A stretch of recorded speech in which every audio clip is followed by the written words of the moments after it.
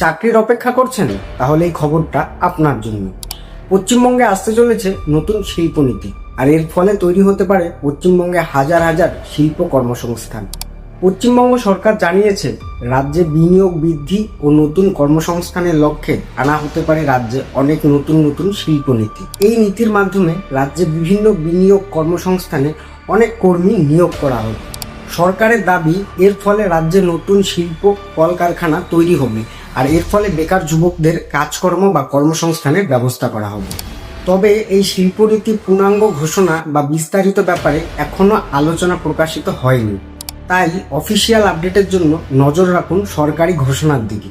আর এইরকম আপডেট যদি পেতে হয় তাহলে আমাকে ফলো করে রাখুন, আমি আপনাদের মাঝখানে প্রতিদিন নতুন নতুন আপডেট নিয়ে আসি। আর ভিডিওটাকে শেয়ার করে দেবেন যেন সবাই দেখতে পায়, আর কমেন্ট করে একটু আপনার মতামতটি জানাবেন। একটু কমেন্ট বক্সে জানাবেন আপনার এলাকায় কি কর্মসংস্থানের দরকার রয়েছে।